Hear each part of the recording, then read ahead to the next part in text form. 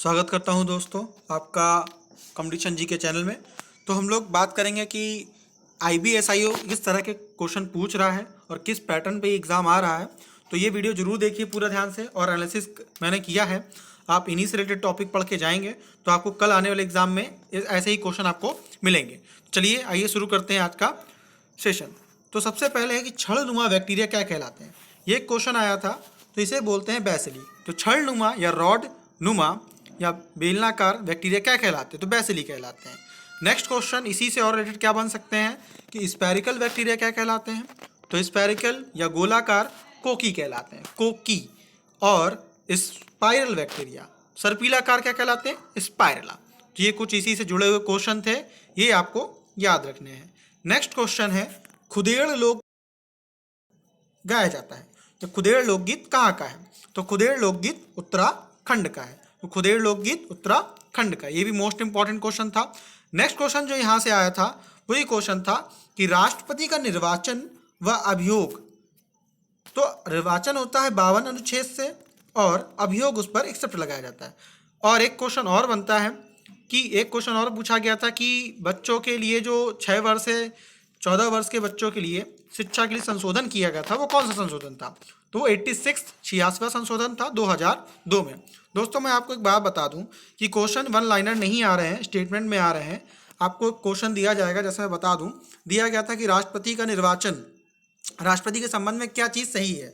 तो पहला था कि इसका जो चुनाव है वो आर्टिकल 52 से होता है, अभियोग 60 से होता है। ऐसे करके 4 ऑप्शन दिए थे, जिनमें कोई केवल 2 सही थे या चारों सही थे या 3 सही थे। इस तरह से फिर उसने ऑप्शन बनाए थे कि तीनों सही, 2 सही, इस तरह से। तो ऐसे ही क्वेश्चन पूछे जा रहे हैं। एक नेक्स्ट क्वेश्चन लिखा हुआ है जैसे सलमान रश्दी व खुशवंत सिंह शशि थरूर की बुक्स। तो इसमें एक्चुअल में आया क्या था कि मैचिंग करने को आई थी। 4 बुक्स इधर लिखी थी और 4 राइटर लिखे थे, जिसमें से इंपॉर्टेंट थे सलमान रश्दी, खुशवंत सिंह, शशि थरूर। इनकी बुक्स लिखी हुई थी, इनको मैच करके आपको सही ऑर्डर पता करना था। तो नेक्स्ट क्वेश्चन की बात करते हैं अब। महात्मा गांधी की 185वीं व 151वीं जयंती के अवसर पर क्या क्या प्रोग्राम है, मतलब किस कंपनी ने क्या करने का सोचा है, इससे रिलेटेड क्वेश्चन बना था एक। महात्मा गांधी की जयंती के बारे में अच्छे से पढ़ के जाइए। इसके बाद एक क्वेश्चन दोस्तों आया था कि भीमा नदी किसकी सहायक नदी है, तो ये कृष्णा नदी की सहायक नदी, ये क्वेश्चन पूछा गया था।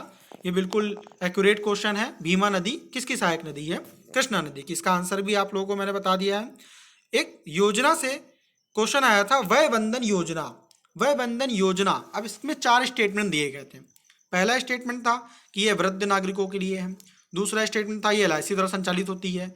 और भी स्टेटमेंट लिखे थे, तो इसमें आपको बताना था कि इसके संदर्भ में क्या सही है।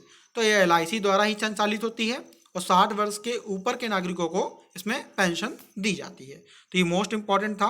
और आपको जो भी चीज़ याद करके जानी है, वहाँ पर बहुत कायदे से आपको चारों स्टेटमेंट पढ़ने हैं, उसके बाद ही रिजल्ट तक पहुँचना है, क्योंकि थोड़े से कंफ्यूजिंग रहते हैं ये।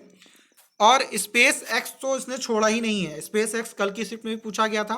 स्पेस एक्स के फाउंडर एलन मस्क हैं, एलन मस्क की कंपनी है स्पेस एक्स। और उसकी लॉन्चिंग डेट से क्वेश्चन पूछा गया था कि 18 जनवरी, 18 अप्रैल, 18 अगस्त को कौन कौन से उसने उपग्रह लॉन्च किए थे।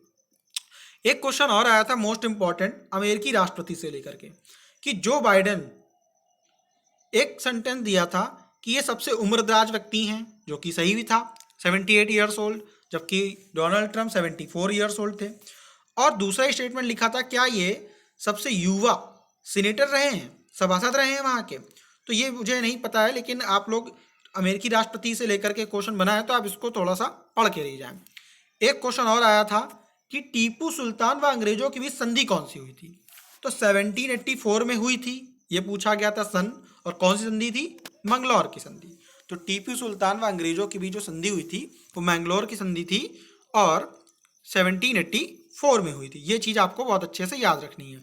एक क्वेश्चन और खेल जगत से पूछा गया है कि विनेश फोगाट किस खेल से संबंधित है, रेसलिंग से।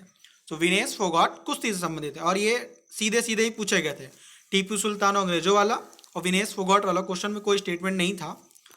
और क्वेश्चन था कि 19वीं SCO समिट कहाँ पर हुई थी, ये आपको बताना था।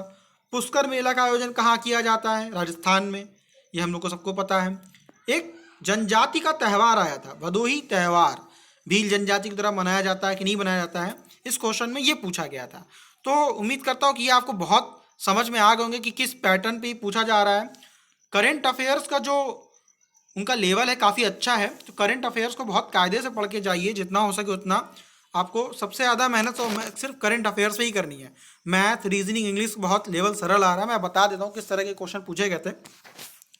पार्टनरशिप से क्वेश्चन पूछा गया था कि 3 दोस्त हैं, एक ने 40,000, एक ने 50,000, एक ने 30,000 रुपये इन्वेस्ट किए 2 साल, 3 साल, 4 साल के लिए, जबकि बी का प्रॉफिट दिया गया है 1,800 रुपये मान लीजिए, तो टोटल प्रॉफिट बताना था आपको। इस तरह का बहुत सिंपल सा क्वेश्चन था। अगर आपने कभी पार्टनरशिप पढ़ी तो बहुत जल्दी कर ले जाएंगे आप। बोर्ड मास का क्वेश्चन ही बहुत सिंपल आया था कि मल्टीप्लिकेशन वगैरह करके एक बोर्ड मास पे को वो जो साइन चेंज करने वाले होते हैं उसका भी एक क्वेश्चन बनाया था कि अगर इंटू और डिवाइड को चेंज कर दे तो ये आंसर आ जाएगा इक्वेशन पे। रीजनिंग में इस तरह के क्वेश्चन बनाया था उन्होंने। टाइम एंड वर्क से उन्होंने 2 क्वेश्चन पूछे। एक क्वेश्चन था पानी की टंकी से कि एक नल पानी की टंकी को 4 घंटे में भर सकता है और 5 घंटे में खाली कर सकता है यदि अगर रिसाव रहा हो तो। और एक क्वेश्चन पूछा गया था कि ए और बी किसी काम को मिल करके 24 दिन में करते हैं। एक कुछ दिन काम करता है, 4 दिन बाद चला जाता है। बी अकेले उस काम को करता है, तो बी की अकेले की क्षमता आपको बतानी थी। इस तरह का टाइम एंड वर्क का क्वेश्चन पूछा गया था। काफ़ी आसान थी मैथ। और एक क्वेश्चन ये मुझे बहुत अच्छे से याद है कि 5/12 भाग अगर बेचने पर 30% का लाभ होता है और बाकी शेष भाग को उस क्रय मूल्य पर ही बेचने पर कितना टोटल लाभ हुआ, ये आपको बताना था। पाई चार्ट दोस्तों आया था। 3 क्वेश्चन यहाँ से बने थे। तीनों क्वेश्चन अच्छे थे, बहुत सरल नहीं थे मैं कहूँगा। तो इसको पाई चार्ट को जरा ध्यान से देख के जाइएगा। और धारा के अनुकूल और प्रतिकूल का एक क्वेश्चन बना था। ये बहुत इजी क्वेश्चन था। धारा के अनुकूल और प्रतिकूल के लिए आपको धारा की गति दी जाएगी, इसके अलावा बोर्ड की आपको दी जाएगी, और डाउन स्ट्रीम अप स्ट्रीम में पूछेगा। डाउन स्ट्रीम का मतलब होता है कि धारा के साथ जाना, x + y हो जाना, और धारा के विपरीत का मतलब होता है x - y जाना। क्वेश्चन ये था कि धारा की नाव की गति 10 किलोमीटर प्रति घंटा है और धारा की गति अगर 2 किलोमीटर प्रति घंटा है तो 2.5 घंटे में डाउन स्ट्रीम जाने पर कितनी दूरी तय करेगा। इस तरह का क्वेश्चन पूछा गया था। सबसे टफ क्वेश्चन मैं कह सकता हूँ कि वहाँ पर 4 ऑप्शन में आपको चुनना था। ये एक अकेला ऐसा नहीं आया था कि आपको ऑर्डर बताना था कौन बड़ा कौन छोटा। वहाँ 4 ऑप्शन थे। इस तरह का पैटर्न सीजीएल मेंस में देखा गया था कि 4√3, 2√6, 4√12 वगैरह के क्वेश्चन को 4-4 उसने बना दिया ऑप्शन। आपको उसमें से बताना है कि कौन सा ऑर्डर बिल्कुल सही है, छोटा बड़ा इस हिसाब से। तो मैथ मैं कहूँगा आसान आ रही है। मैथ में ज़्यादा आप अगर जितना प्रिपेयर कर चुके हैं उतने से आपका हो सकता है। 2-4 क्वेश्चन परेशान कर सकते हैं, और अगर आपने वहाँ थोड़ा सा ध्यान दिया तो आप कर पाओगे। रीजनिंग की बात करते हैं तो रीजनिंग में एक क्वेश्चन था कि इशारा करते हुए एक फ़ोटो की ओर कि वह मेरी दादी के इकलौते पुत्र की पुत्री है तो मेरी क्या लगेगी। इस तरह का एक क्वेश्चन पूछा गया था, बहुत आसान था। और एक रीजनिंग में ये पूछा गया था कि एडमोनिश को अगर इस तरह से लिखा जाता है, एडी को उल्टा डीए लिखा जाता है, एमओ को ओएम लिखा जाता है, आईएसएच को एसएचआई लिखा जाता है, तो इस तरह से और क्या बनेगा ये पूछा गया था। आसान था। इस पर बेस्ड एक और क्वेश्चन आया था, ए बी सी अगर ऑर्डर में है तो इस तरह से, वो बहुत आसान था, आप देख के कर ले जाओगे। एक क्वेश्चन ये पूछा गया था कि अगर L11 है फिर उसके बाद 2 छोड़ करके फिर दिया था कुछ ऑर्डर, तो उन्होंने डबल से एक कम करके एक सीरीज़ बनाई थी। तो इस तरह की एक सीरीज़ देखी जा रही, तो इसको आप अच्छे से पढ़ लीजिएगा। आपको रीजनिंग में टाइम बचाना है अगर, तो आप इस थोड़ा पढ़ाई करके जा सकते हैं, तैयारी करके जा सकते हैं। इसके अलावा मिरर इमेज से 2 क्वेश्चन आए थे। दाएं ओर अगर रख दिया जाए तो क्या क्या इमेज आ सकती हैं, ये आपको बताना था। एक कंप्लीटिंग फिगर आया था कि 3 आकृतियां दी थी, चौथा इसका क्या हो सकता है, वो पूछा गया था। रीजनिंग में एक केंद्र की ओर मुख करके अगर बैठे हैं तो उनका क्या ऑर्डर होगा, किस तरह से कौन किसके दाहिना होगा, इस पर एक क्वेश्चन पूछा गया था। ये थोड़ा सा बड़ा क्वेश्चन था। 2 क्वेश्चन बहुत आसान आए थे कि लंबाई को लेकर के आए थे, एक PQR को लेकर के आए थे। PQR वाला क्वेश्चन जो था वो मोटाई को लेकर का था कि छड़ की मोटाई P से Q की ज़्यादा है, Q की R से ज़्यादा है, लेकिन Q उससे ज़्यादा नहीं। इस तरह से 5 छड़ें दी गई थी, उनको अरेंज करना था। आसान था, आप वहाँ पर बना पाओगे ये क्वेश्चन। और उसके बाद लड़कियों की लंबाई को लेकर के क्वेश्चन आया था, यानी ये जो ऑर्डर वाले हैं इनइक्वलिटी के, इसके क्वेश्चंस को आप प्रैक्टिस कर सकते हो। 1-2 क्वेश्चन इससे आ रहे हैं, तो ये ऑर्डर वहाँ देखने को मिला था। इंग्लिश की बात करूँ तो इंग्लिश बहुत ईजी आई थी, बहुत ही ज़्यादा ईजी आ रही है इंग्लिश। इरर आए थे 4 से 5 तो इरर पूछे थे उसने। और इसके अलावा उसमें पूछा था कि इम्प्रूवमेंट की ज़रूरत है कि नहीं है, इरर है तो क्या है, इस तरह से पूछा था। और 4 कम से कम करेक्ट स्पेलिंग के क्वेश्चन भी आए थे, कौन सी इनकरेक्ट है कौन सी करेक्ट है, इस तरह से पूछ रहा था।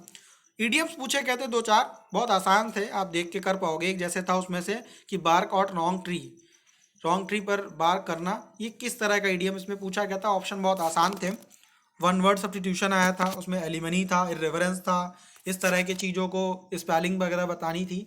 तो मैं आपसे कहूँगा कि आपका पूरा फोकस जो होना चाहिए वो करंट अफेयर्स में ही होना चाहिए, क्योंकि करंट अफेयर उसमें बहुत ज़्यादा टफ पूछ रहा है और स्टेटमेंट वाइज पूछ रहा है, पूरा टाइम आपका वहाँ जाने वाला है।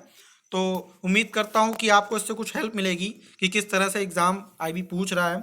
और दोस्तों, आपके लिए बेस्ट ऑफ लक, आप अच्छे से अपना पेपर करके आइए। Thank you so much for watching.